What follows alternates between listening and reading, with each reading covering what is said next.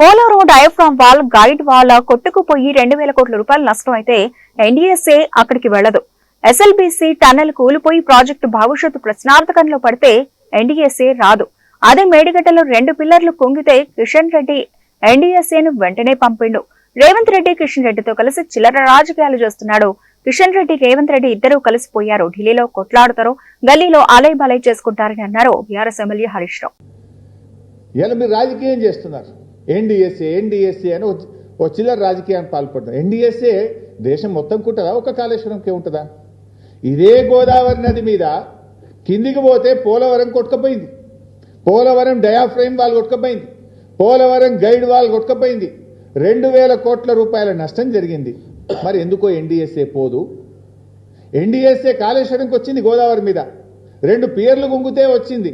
ఆడ 2,000 కోట్ల రూపాయల డయాఫ్రేమ్ వాల్ కొట్టుకపోయి గైడ్ వాల్ కొట్టుకపోతే 5 ఏళ్ళైనా ఎన్డీఎస్ఏ ఎందుకు పోదు? ఇక్కడనేమో 5 రోజులనే వస్తారు, 5 రోజులే ఇక్కడ వస్తారు. 5 ఏళ్ళైనా పోలవరంలో ఎన్డీఎస్ఏ పోదు.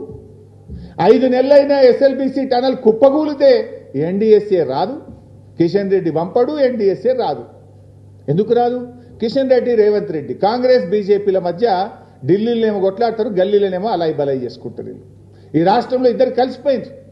కలవకపోతే ఎస్ఎల్బీసీ టనల్ కుప్పగూలి ప్రాజెక్టు భవిష్యత్తు ప్రశ్నార్థకమైతే ఎందుకు ఎన్డీఎస్ఏ రాలేదు?